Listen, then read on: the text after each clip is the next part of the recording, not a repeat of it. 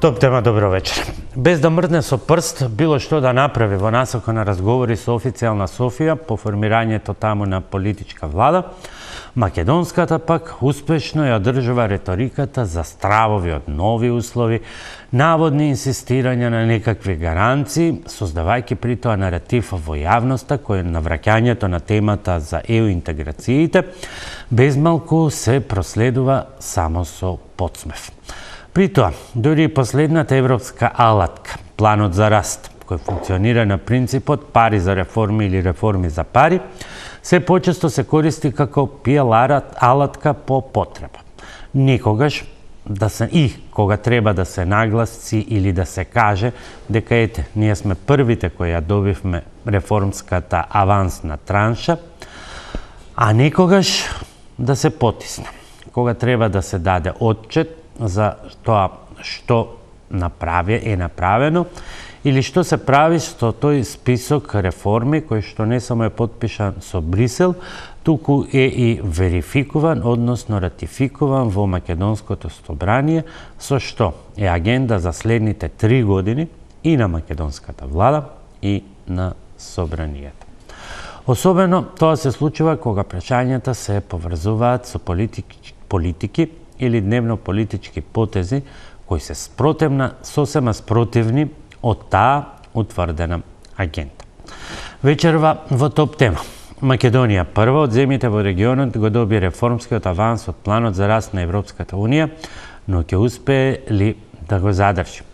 Има ли реална посветеност на реформи, кога за многу прашања едно се ветува, друго е напишано, сосема трето се прави? Кој министер доби или е на пат да добие жолт или црвен картон? Листата на желби сведена на реални проекти, што се ќе се финансира со европските 750 милиони евро. Бугарија одамна има нова влада, Македонија не мрда ни со прст за преговори со Софија. Зошто? Тоа се дел од прашањата за мојот вечерашен гостин, министерот за европски прашања Орхан Муртазани, но со оглед на последните случувања и раздор во коалицијата вреди, неодминливи се и дилемите. Како и дали? Гладта за фотели ги урна идеалите и принципите и политичките платформи. Во топ тема вечерва, во вториот дел, разговори со Еленко Миланов, бранител на четворица од осомничените во пожарот во така нареченото кабаре Пулс во Кочани. За почеток, добро вечер и добре дојде во топ тема за министерот за европски прашања Орхан Муртазани. Добро вечер, благодарам за поканата. Намерата да актуализираме некои прашања кои што малку ги подзабораваме, сепак ни наметна денеска друга топ тема, а тоа се превирањата во коалицијата вреди, официјално од пред час и половина, 2 часа. Вреди е коалицијска платформа на 3 партии. Зошто? Бидејќи кога ја формиравме коалицијата Вреди или Влен на албански, тогаш имаше една главна премиса, а тоа е да се создаде еден антипод на ДУИ, кој што требаше да се бори против режимот на инсталирана од страна на Демократската унија за интеграција со криминал и корупција. Попат, еден од нашите партнери го смени приоритетот и почна да смета дека не е толку битно борбата против криминалот и корупцијата, него побитно е колкав број на општини ќе добие тој на локалните избори. На овој начин ја тргна бариерата од тоа што не треба да се кокетира и комуницира со ДУИ, него во ДУИ почна да гледа и потенцијален соработник. Ова е првата причина. За ова ние не дека не сме имали индици и информации и порано.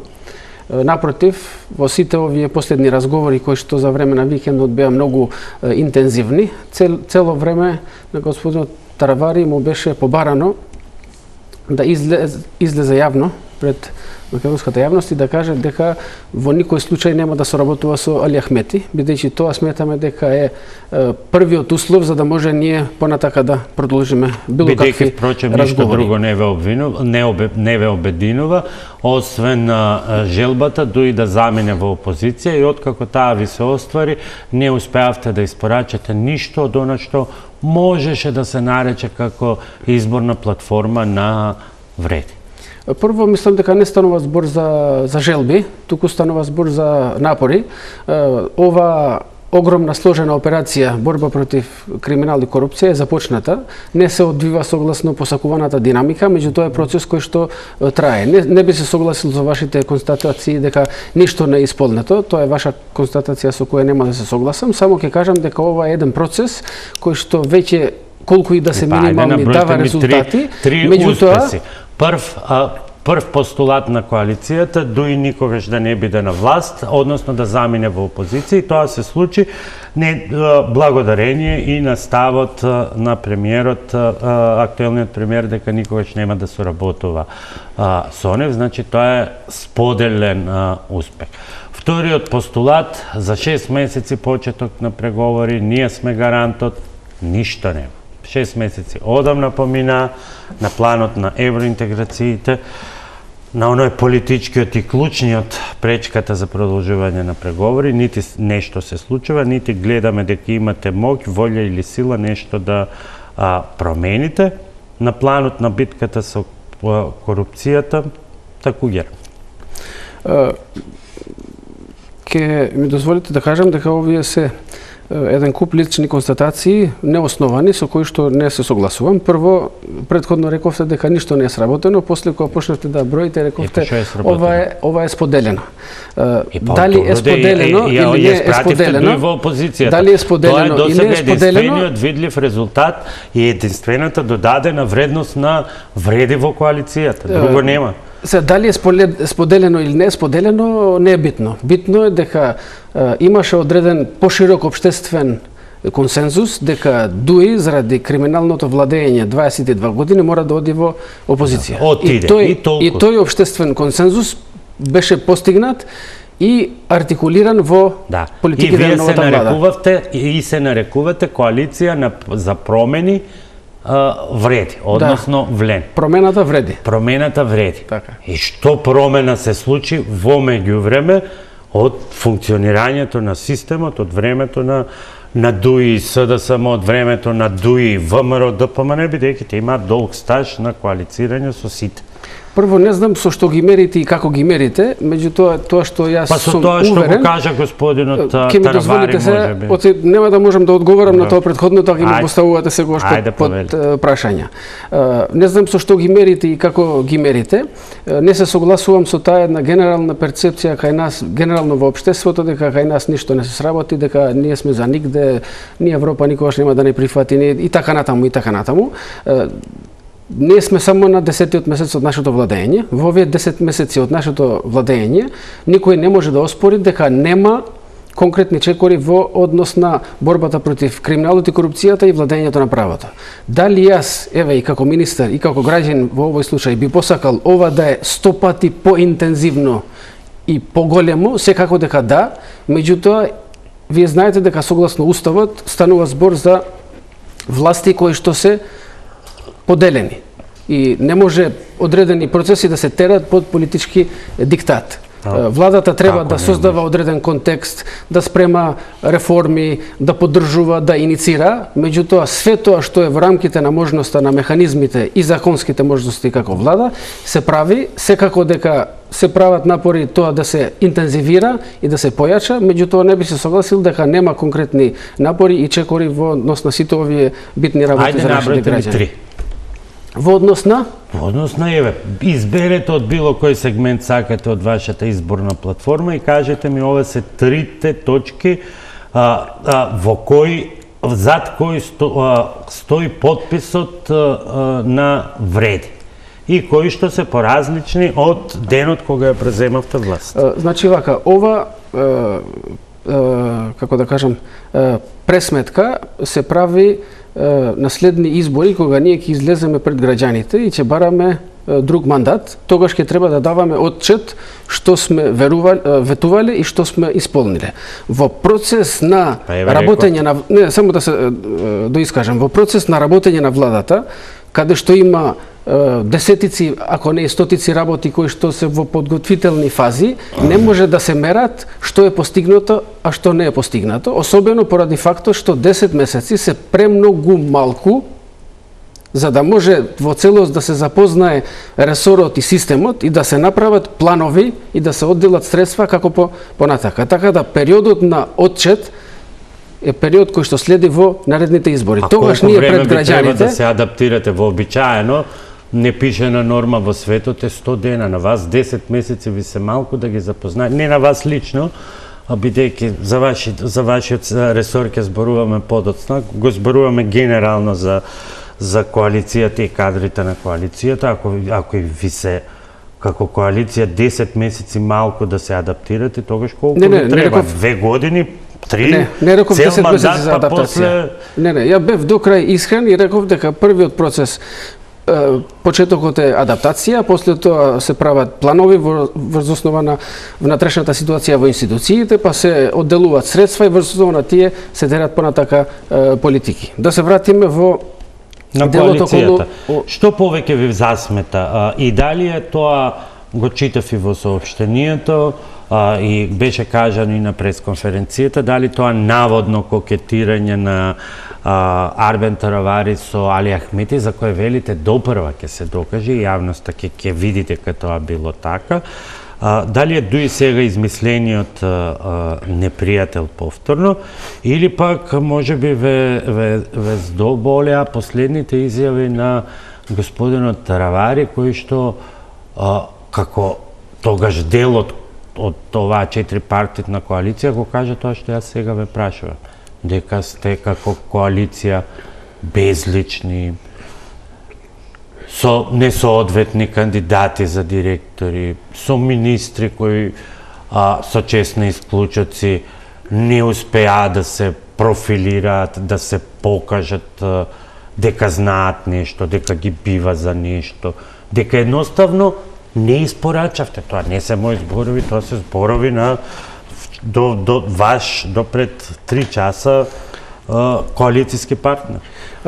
Прво, ако јас како министер од коалицијата Вреди, дел од владата, јавно би рекол дека граѓаните, или во контекстот на изјавата на господинот Таравари, дека албанците 70% не се задоволни од владата и од коалицијата Вреди, бидејќи тоа автоматски значи дека и јас како министер сум придонел да има таква перцепција и дека ние сме за нигде не може да се координираме, хармонизираме и така натаму.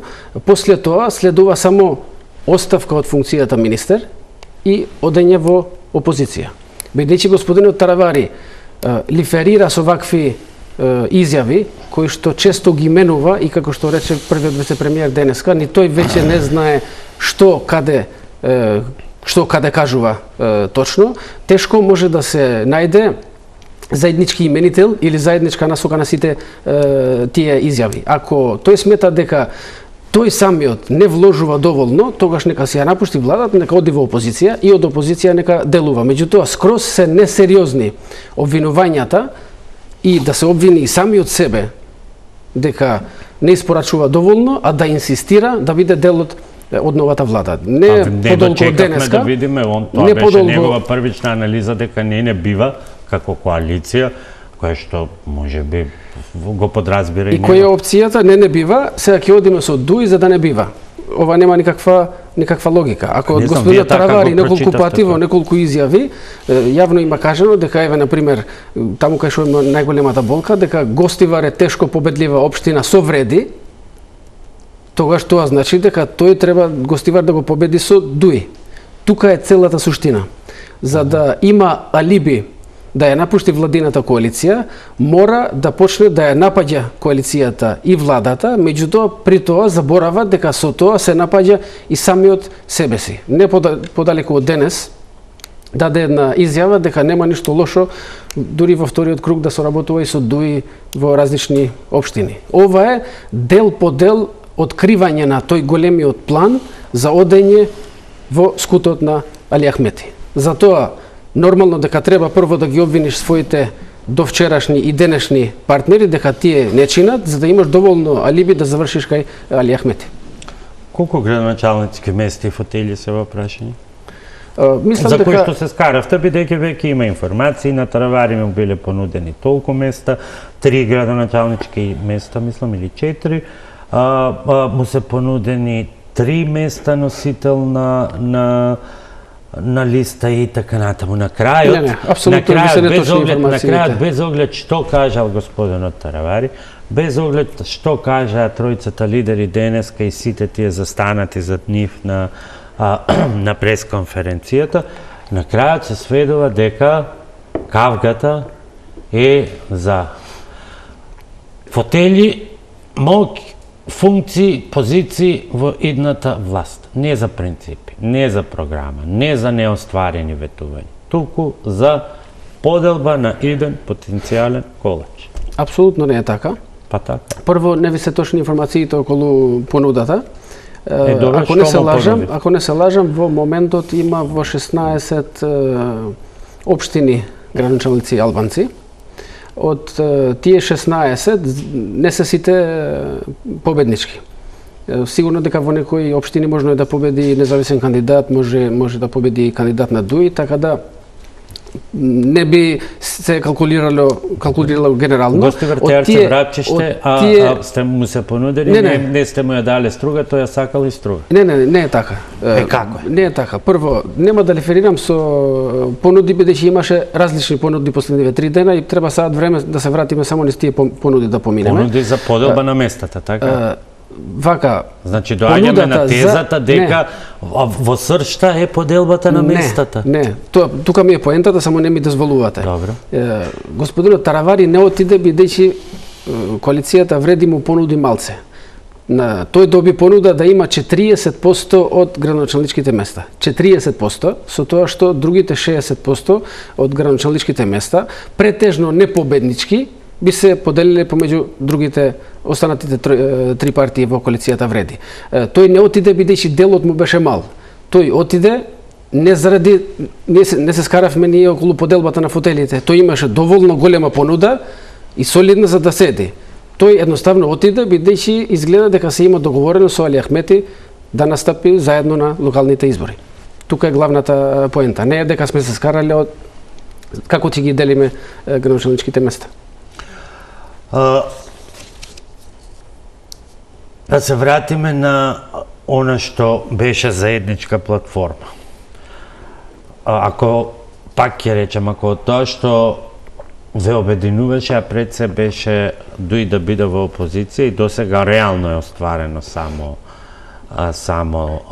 тоа, претерано или е да се заклучи дека на една година, формирани сте на 4 март 2024 година, на 8 мај го добивате легитимитетот и еве не издржавте безмалку година дена.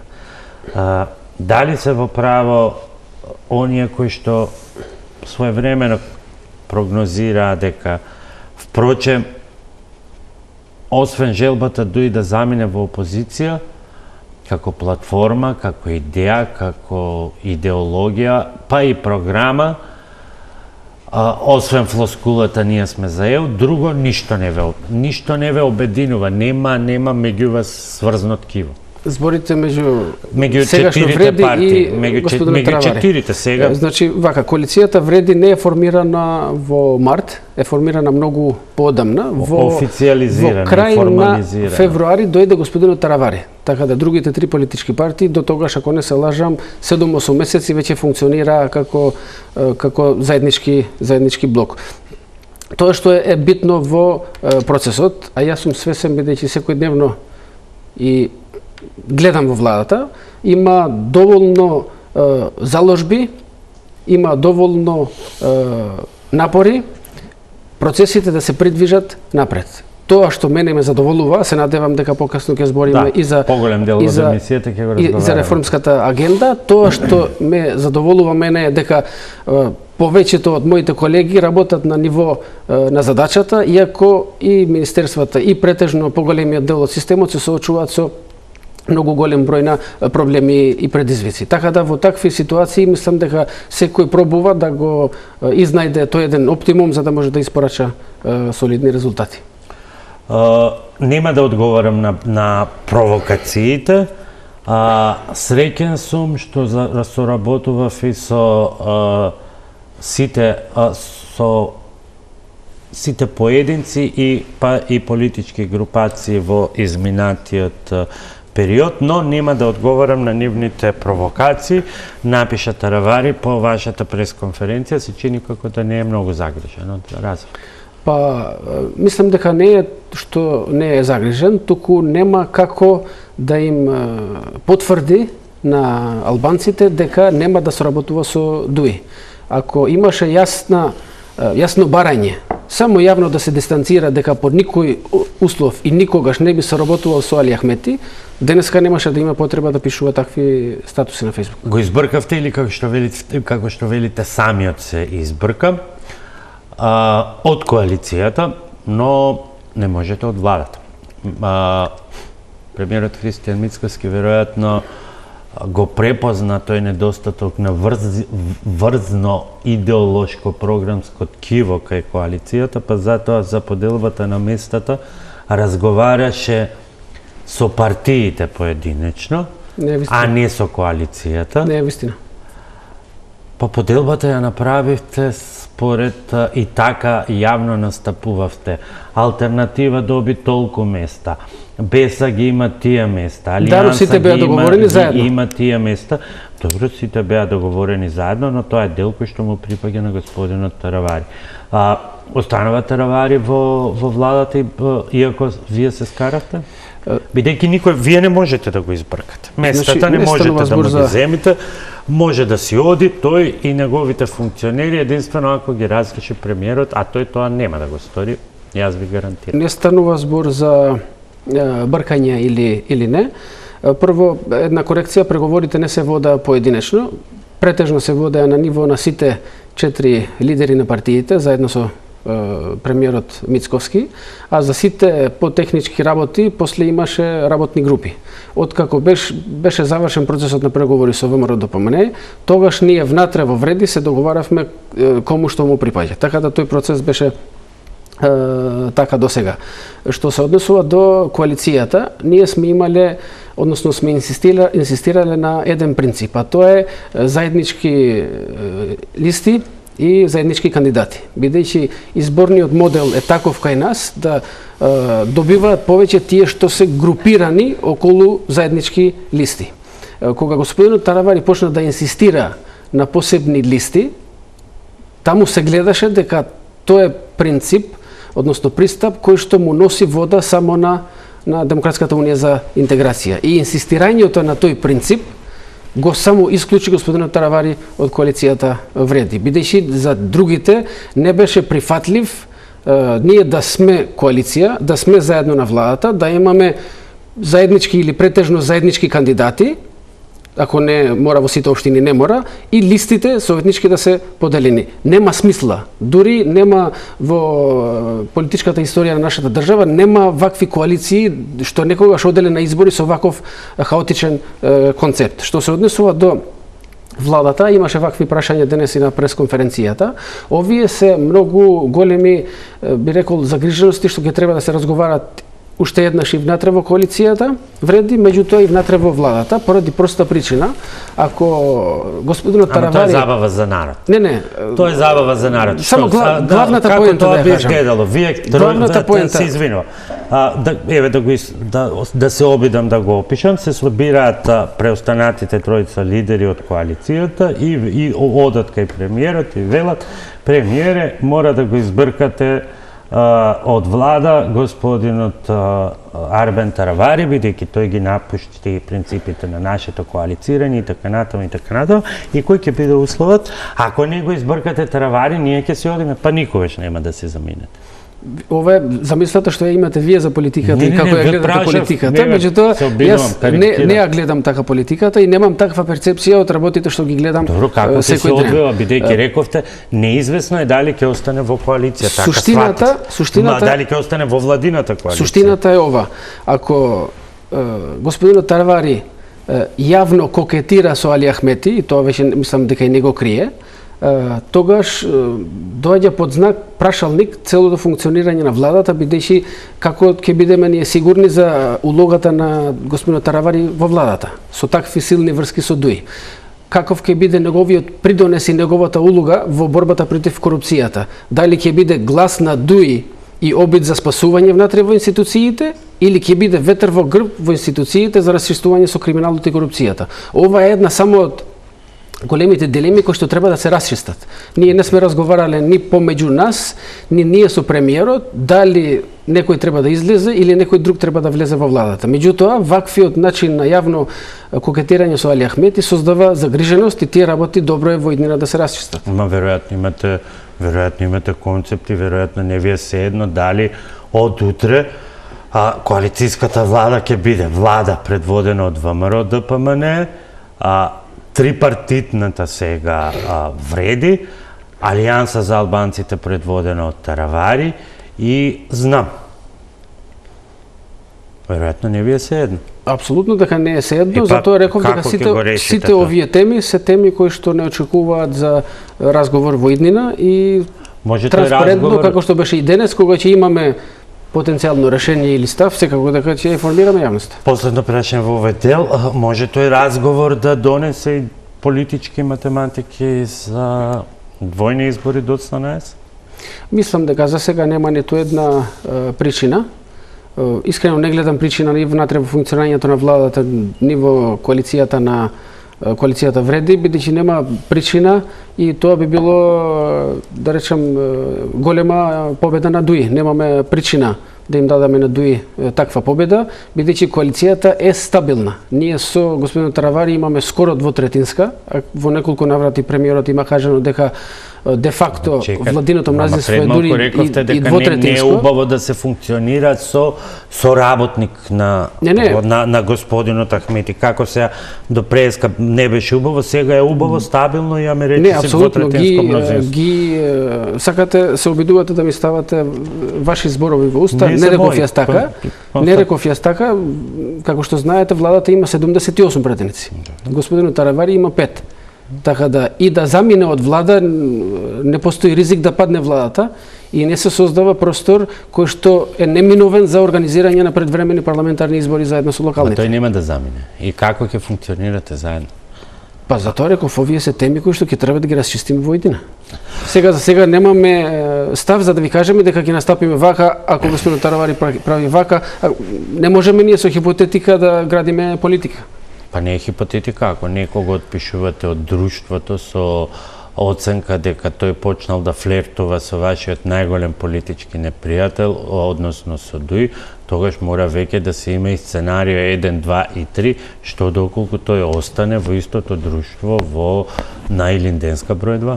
Затоа реков, сите тие теми се теми кои што треба да се разговара, не дека нема А, Б, С сценарија, меѓутоа треба да се видат кои би биле последиците од такво однесување, па после да видиме кој пат би го фатиле. Пауза за реклами, па продолжуваме со вториот дел околу планот за раст и евроинтеграциите.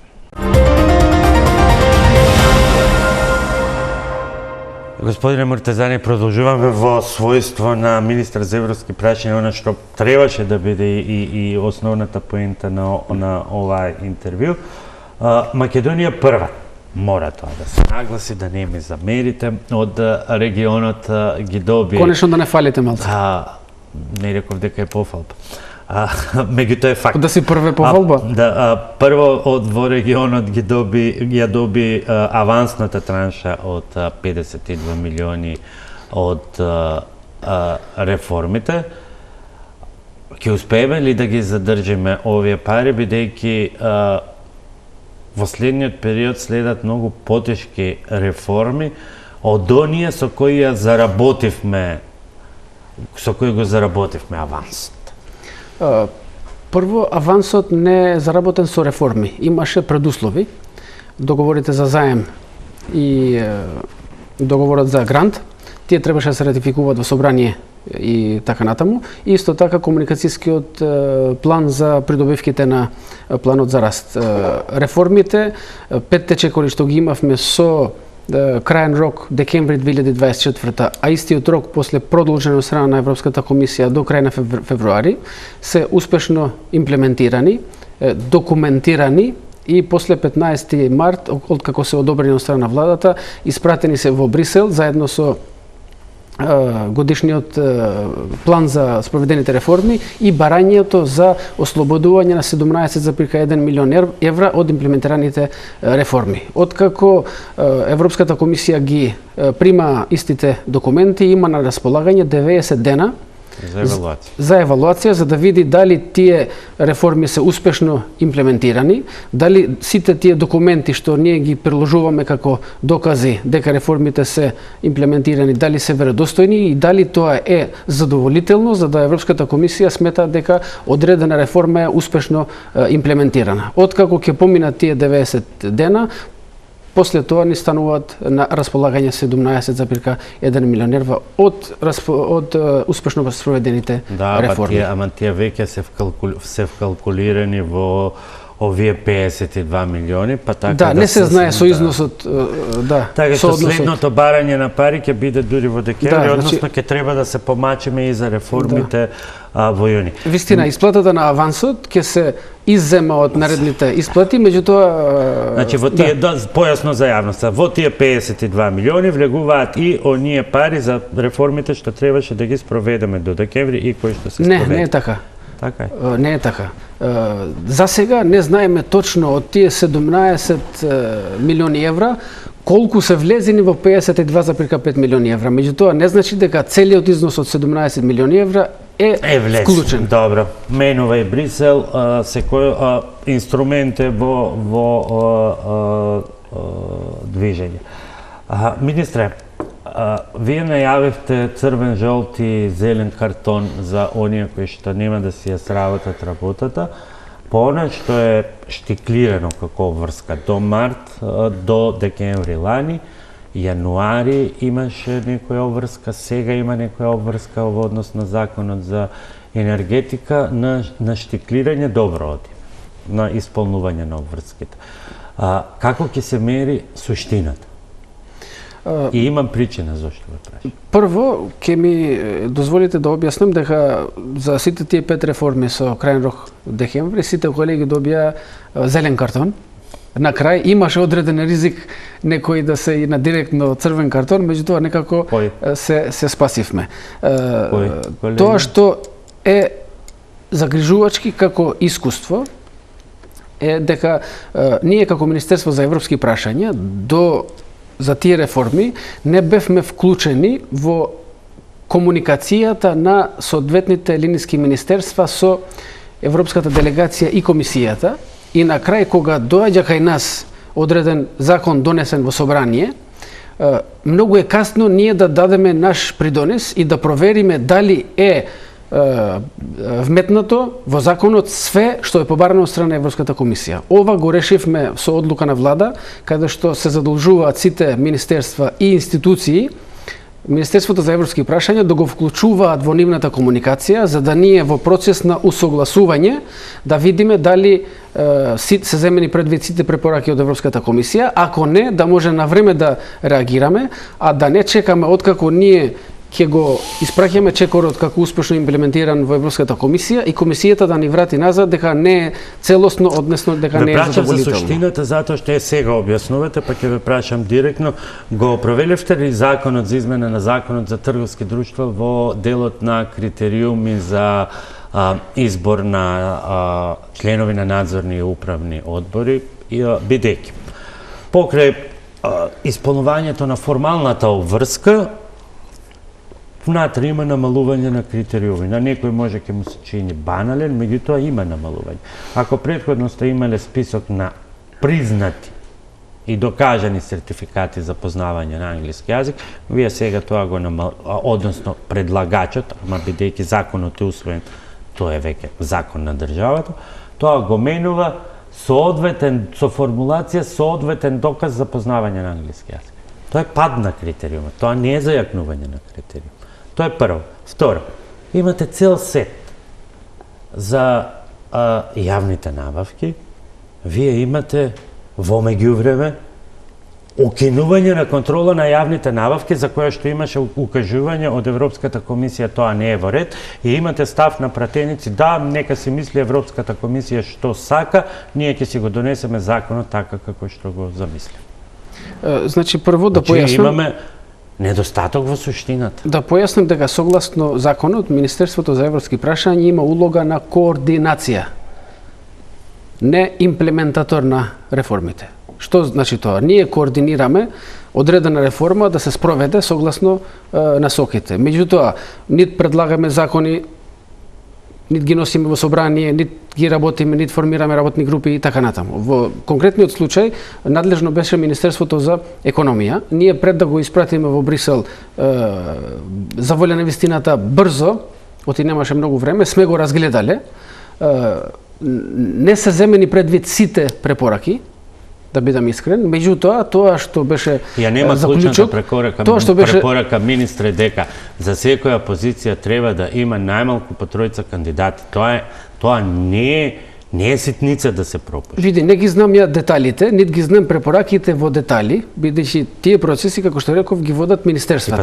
Ја го знам само крајниот учинок кога ќе дојде кај нас. Меѓутоа, и како такви сите овие теми кои што вие ги покренувате, сме ги разговарали и според нас не би требало да представува проблем, бидејќи поголемиот дел или најголемиот дел од препораките се земени предвид и тоа треба да биде задоволително за Европската комисија за да таа реформа се прифати како успешно имплементирана. И во конкретниот случај, како што го спомнавте, не станува збор за елиминирање на критериумот и според стариот закон, и според новиот закон, сите кандидати, односно идни функционери и така натаму, мора да знаат или да приложат доказ дека знаат англиски јазик. Доказ министре, знаете дека има доказ и доказ. Не е исто да имате... Знам, ја лично имам TOEFL, така да знам дека TOEFL не се... Не е исто дали има TOEFL, не е исто дека има сертификат од XYZ, не мора да е од Бугарија, тогаш веќе е олеснета ситуацијата, може од било која школа за англиски јазик, јас, тој и тоа школа, изјавам дека тој и тој познава англиски јазик. Министре, најтешката област, всушност, ќе биде правосудството. Се согласувам. Ако досега ја нема таа или има проблеми во комуникацијата, како ќе поминеме на овој план од две причини. Прво, голем дел од законите, дури и пред време, со владината агенда беа ставени во календарот на владата да бидат готови до крајот на март, ниту еден не. Еве, вие сега почнувате, ја отворивте дебатата за избори, ќе продолжите со штабови и така натаму и така натаму. При тоа, министре, и како влада сте се обврзали дека новиот изборен законник ќе биде донесен и ќе излезе од влада од април.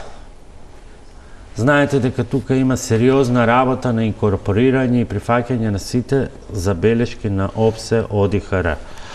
Денеска сме 16, помина април. Ништо нема. И нема од изборен законник. Или вкупно, според програма на влада, иако некои можеле да бидат и подоцно, но сте се амбицирале, сте ги ставиле во април, 7 закони од областа на правосудството, вклучително 8-миот е изборниот законник, требало март и овие април да излезат од влада. Ни еден не е проследен до собрание. Не е вистина. Како не е вистина? Ни еден не е. Вчера или завчера, ако не се лажам, во Комисијата за европски прашања помина новиот предлог закон за енергетика. Не, за правосудство зборим. Овие другиве си пишуваат. Ако ние сме имале 5 чекори до декември, годинава драстично се зголемува бројот. Само до јуни имаме се 16 чекори со вредност 70 милиони евра. Дополнително од јуни до декември имаме 29 други чекори со 130 милиони евра. Сплеткаме во тие многу чекори. Тоа што ние го гледаме сега, за волја на вистината, и ова загриженост сме го разговарали и во влада, динамиката на подготвување на сите реформи, а особено на законските решенија, не оди согласно предвидената динамика. За да ова се забрза, ние на 22 имаме тематска владина седница, каде што јас како министер за европски прашања и координатор за имплементација на планот за раст треба да информирам и да алармирам кои законски решенија, согласно горе-доле се знае еден закон од кога ќе помине во влада до носење во собрание, колку време треба. Ако јас ќе сметам дека после 22 одредени законски решенија не се готови за да може да се поминат во влада и да одат во собрание, тогаш во вторник ќе алармирам дека одредени закони можно е да не стигнат да бидат донесени до јуни. Меѓутоа, концептот, односно регулативата врз основа на која почива реформската агенда, не значи дека ако одредена реформа не се имплементира до јуни 25-та, дека тие пари се изгубени. Не е така. Имаме уште 12 месеци, ама тоа за нас ќе биде проблем. Проблем е ако вие не го носите законот за судски совет, а имате премиер кој што изјавува дека, или ваш шеф, како прв човек на владата, ако имате премиер кој што изјавува дека јас прв ќе застанам на чело на колоната за протести против судскиот совет и така натаму. Тоа е нешто што е спротивно од концептот кој што е утврден и кој што веќе не е некаков си договор со таму тој хипокритичен, никаков злобен Брисел кој што не неправдал и така натаму. Тоа е агенда на владата. Тоа е агенда на собранието. Не е вистина, да беше таква агендата на владата, немаше ние да бидеме прва земја во Западниот Балкан. Ние сме прва заради технички документи и заради тоа што успеавме до декември. Заради тоа што работевме посветено сите за да бидеме први. Меѓу првите сме и ќе бидеме и со успешност во имплементација на првите реформи. Меѓутоа, тоа не е доволно, бидејќи ако сме имале 5 до декември, сега ќе имаме 16 и 29, значи 45 реформи и драстично ние ќе треба да ја појачаме динамиката за да може да испорачаме резултати. Само испорачувањето на резултати во имплементирањето на реформите ќе биде доволен знак за Брисел дека ние посветено работиме, дека не изјавуваме само добри изјави, дека имаме стратешка цел членство во Европската унија. Еве, пак да се вратам на изборниот законник, зошто е проблематичен тој? За нас е проблематичен. Тој грејс период од 12 месеци. Еве изборниот законник. Ние сме се обврзали дека и во извештајот го имаме и сите вие како политичари, стручната јавност констатирала дека овој изборен законник што го имаме час поскоро треба да се искине, да се искине и да се напише нов. Пред нас се избори. Не е битно ние што сме се обврзали дека до јуни ќе го донесеме законот пред Брисел, туку ние имаме избори, имаме принципи дека на 6 месеци пред избори не е убаво да се менува законската регулатива. За нас треба да го донесеме. Ама законот го нема. Не, се согласувам. Затоа реков дека еве јавно изјавувам дека одредени законски решенија, односно подготовката не оде согласно предвидената динамика. Може би некои од колегите се покомотни заради тој грејс период од 12 месеци, меѓутоа тоа ќе се создаде голем проблем кога сите тие чекори и тие огромни финансиски средства ќе се фокусираат на крајниот период и тогаш постои огромен ризик да ни се повтори приказната со апсорбцијата на ИПА фондовите. И тука ќе имаме огромни финансиски средства кои што нема да стигнеме да ги апсорбираме. Ве прашувам и заради делот, го спомнавте законот за енергетика, никој не ни почнал да го коментира, бидејќи е некаде околу 400 страни, ќе им треба на сите доста време да го прочитаат, но сам по себе содржи, вие доаѓате од тој сектор, содржи многу големи промени во енергетскиот сектор, енергетските политики, вклучување, намалување, понатаму други обврски кои што ги имаме за намалување на државното учество во субвенционирањето на цената на струјата, кои директно ќе го засегнат секој граѓанин. Зошто такви големи проекти? Еве, закон за енергетика, таму навистина има сериозни промени. стратегија за реструктурирање на железници. Болна точка на Македонија. Ја би рекол дури и срамна, како се оглед на тоа како ни е железницата, остануваат во рамките на една затворена процедура на носење, ги подготвуваат, верувам тоа се стручни тимови, само од институциите, поминуваат на влада, без јавна дебата и без она што е основно во овој процес. Инклузија на сите засегнати чините. Јавност експертска, невладини организации, граѓанско општество и така натаму. Тоа се прекрупни проекти за така лесно да поминат со европско знаменце, во забрзана процедура, штиклирано дека е усвоено и така. Мислам дека ако гледате динамика на усвојување на закони со европска звездичка, односно знаменце познато, ќе гледате дека драстично во овој состав е 2,5-3 ги имате. Да, драстично е намалена динамиката. Не спорам за злоупотреба на знамето, зборувам за потребата од поширока јавна дебата. Конкретно, бидејќи го спомнав законот за енергетика, знам дека е работен согласно сите препораки на меѓународната енергетска заедница. И со вклучени многу стручни лица и експерти.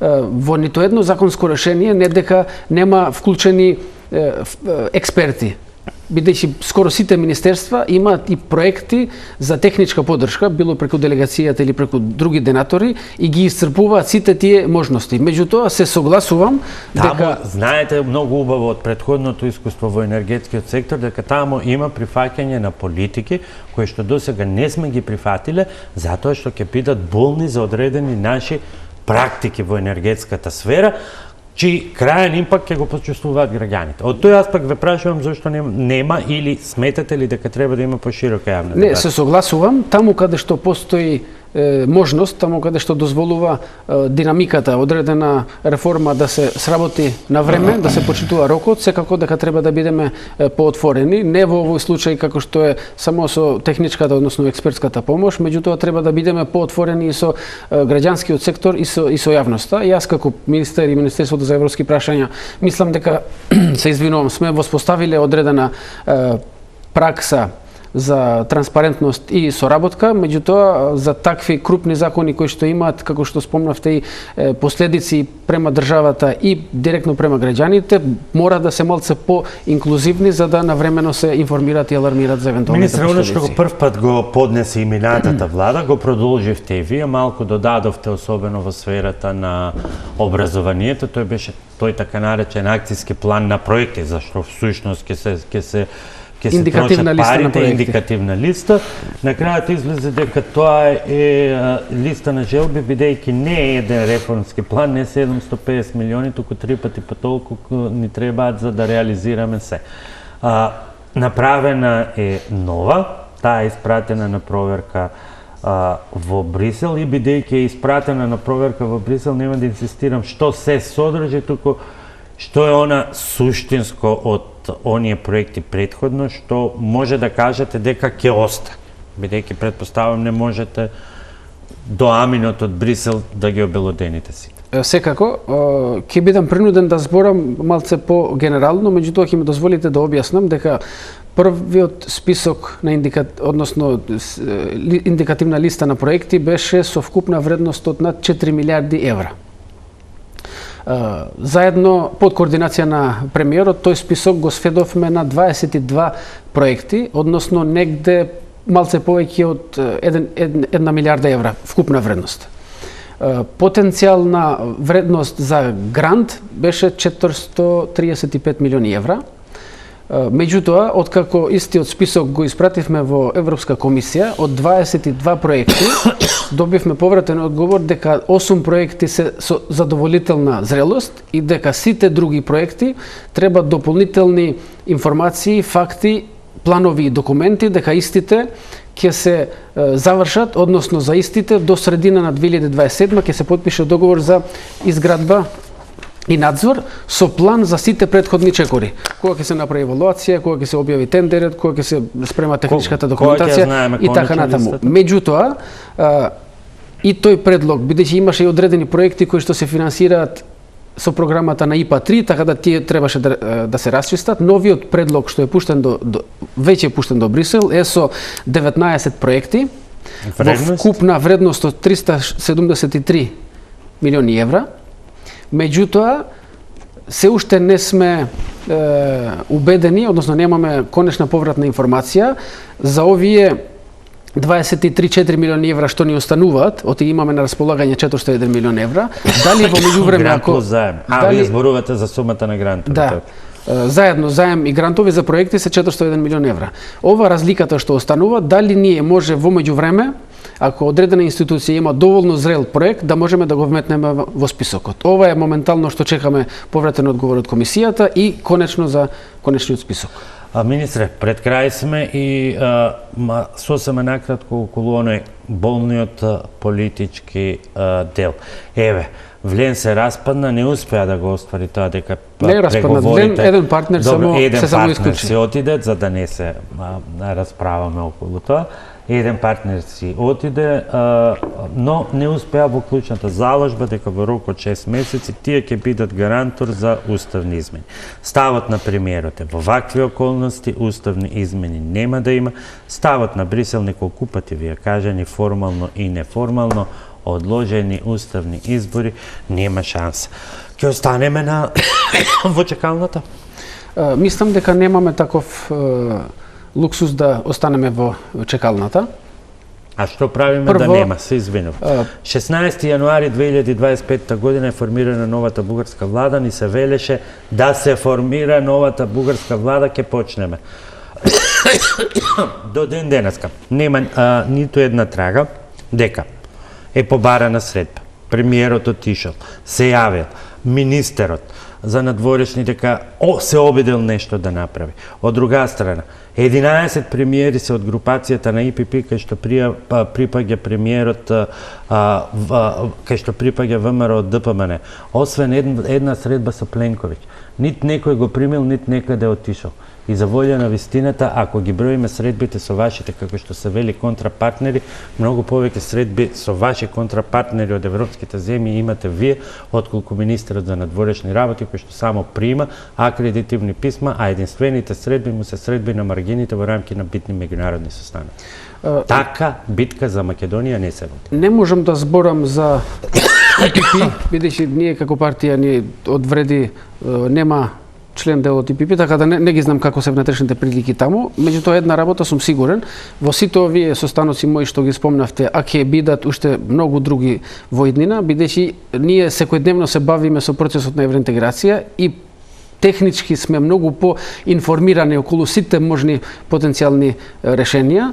Во Брисел има многу голема посветеност и внимание за поддршка во однос на изнаоѓање на решение. Не дека нема обиди за воспоставување на контакти, меѓутоа имајќи ги предвид нашите позиции и немањето на никаква доверба, не е и така лесно директното воспоставување на контактите. Не дека нема обиди, не дека нема комуникација, дури со посредство на Европската комисија, меѓутоа тој процес сепак ќе биде малце побавен од тоа што ние сме го замислиле кога сме барале услови од односно време од 6 месеци. Колку побавен?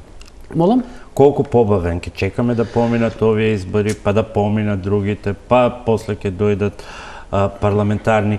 Бугарија нема министри да ги смени позициите кон Македонија, кон македонската историја, кон македонскиот јазик, па станале ние и прва држава на САД, па станале и покрајна на Бугарија. Фактите се дека оние наводни стравови од протоколи од историски комисии сега се е во ваши раце.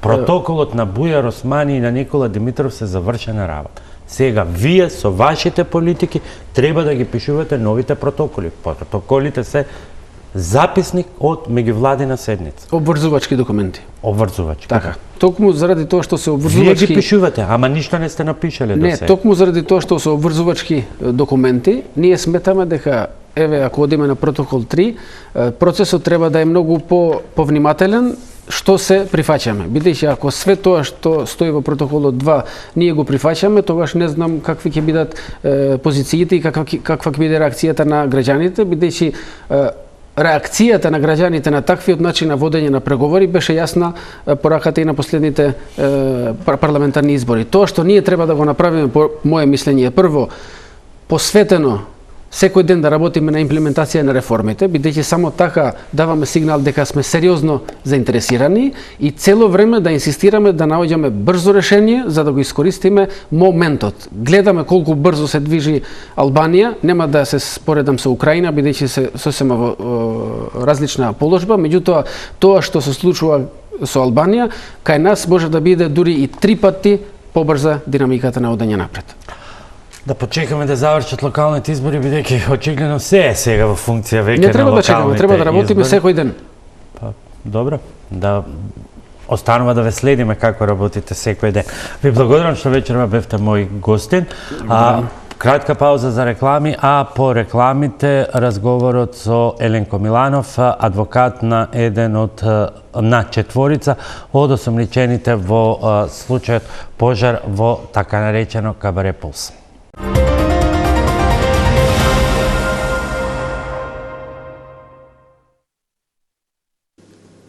Господине Миланов, вие сте адвокат на четворица осомничени во истрагата за трагедијата во Кочани. Меѓу нив се и поранешните функционери, екс-министерот Крешник Бектеши, поранешниот директор на ДЗС Беки Максути и со проширувањето сега и поранешниот министер за економија Незири. Првите двајца се во притвор, а за Незири беше определен куќен притвор.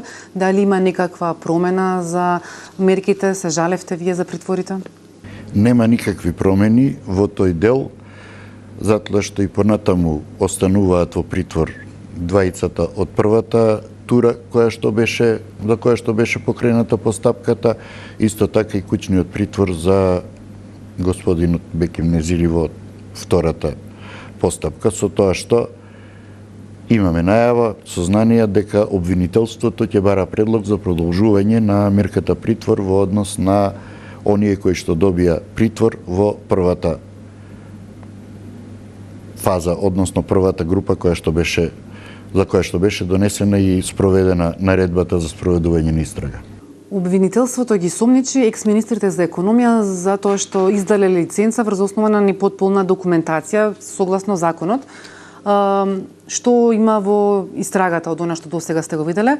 Дали конкретно вашите клиенти ги издале лиценците врз основа на непотполна документација? Според она што ги имам досега сознание, со оглед дека добар дел од доказите се уште не ни се достапни како одбрана, но според она што го имам увидено овде, сите потребни докази кои што се предвидени во Законот за угостителска дејност, затоа што во членот 21 од овој закон се предвидени доказите кои што треба да бидат обезбедени.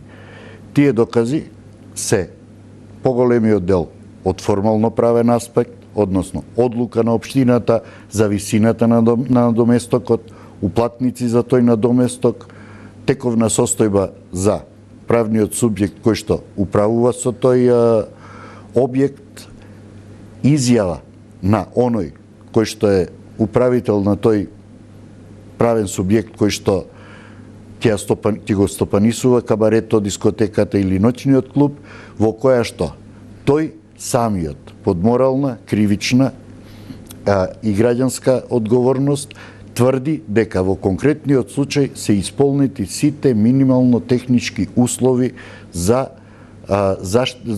работење на тој објект согласно законот.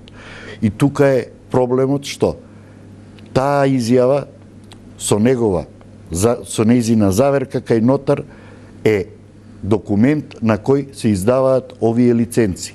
Единствениот документ кој што се бара од некоја институција, освен на одлука за на висината на надоместокот од општината, е мислење од Министерството за внатрешни работи за исполнување на услови за доволен број на паркинг места и пристап за брза помош и евентуално противпожарна служба. Тие документи се обезбедени и тие документи постојат.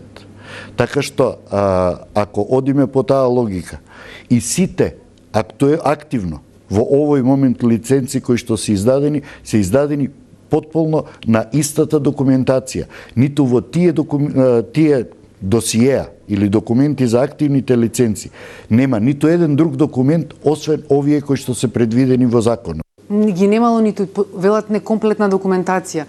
Имавте вие таков увид?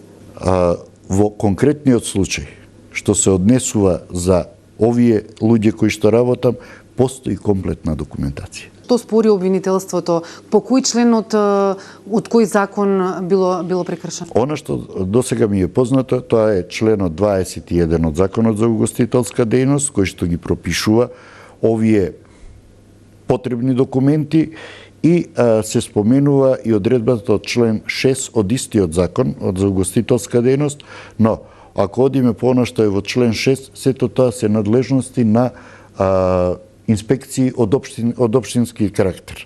Ништо од ова не е под надлежност на економија. Па дури ни Државниот пазарен инспекторат е посебна институција и не е под директна надлежност на Министерството за економија. Обвинителството најави дека ќе докажува верижна одговорност за поранешните функционери кои што ќе бидат обвинети на крајот на истрагата. Еве колку често има докажување на верижна одговорност и како вие гледате на тоа? Како вие ќе го оспорувате како одбрана тоа?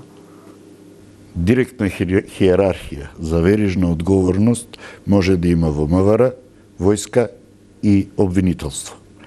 Ниту една друга институција не може да има ваква верижна одговорност на која што не знам по кој основ сака да оди и да докажува обвинителството. Затоа што, ако вие немате, како Министерство за економија, никаква надлежност во однос на другите служби, вие не ни можете да имате верижна одговорност. Не е јасно како ќе се докаже причинско-последичната врска со овој настан, со действија кои што се случуваат од 2013 па се до 16.3, кога за жал се случува оваа трагедија. Сршта на оваа истрага е во овој момент премногу обемна и се оди со некој обем кој што сметам дека е неприкладен и несоодветен во поголемиот дел од оние лица кои што се воведени во таа постапка и кои што се сега осомничени согласно наредбите и сите проширување на таа наредба за спроведување на истрага. Одговорноста е во многу мал круг на луѓе. Може да биде. Тоа се директните луѓе кои што превзеле нешто на 16.3, кое што е недозволено, или не превзеле нешто што морале тој ден и таа вечер да го превземат за да превенираат било што. Тоа се? Не сум обвинител да би кажал, но тоа е многу мал круг на луѓе. Тоа би бил кругот на луѓе кои што евентуално одговараше и во настанот што е во Романија. Каква е одговорноста на полицијата поврзана со ноќта кога се случи трагедијата во дискотеката Пулс? Полицијата во секој случај има надлежност да действува превентивно секогаш кога ќе примети некои недостатоци. Така што не само таа вечер. Овој недостаток веројатно е многу подолг период, затоа што некои информации изборуваат дека овој објект бил последен пат реновиран некаде во летото 2024 година. Од тој момент има многу настани кои што се таму на делот тие настани, веројатно МВР испраќало луѓе кои што учествувале. Колку се тие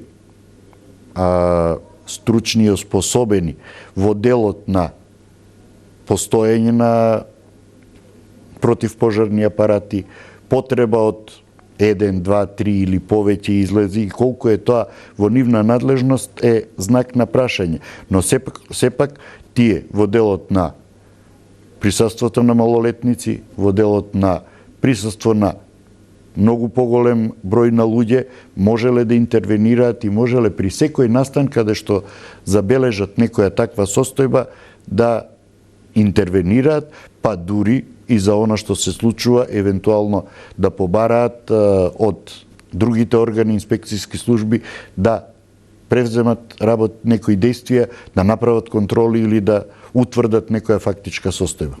По последното проширување, јас би рекол дека главниот товар и главниот удар се обидуваат да одат кон Дирекцијата за заштита и спасување. Кои се законските одредби и прописи од тој закон и правилници кои што беа споменати од Републичкиот јавен обвинител, навистина за сега не се споменати. Она што стои од законот за заштита и спасување нема директна одговорност и инволвираност во однос на оние кои што се директори. Дали инспекторат, дали оние што се инспектори, иако по некои неофицијални сознанија за Кочани и Виница воопшто немало инспектор во повеќе години наназад на ДСЗ за таа територија.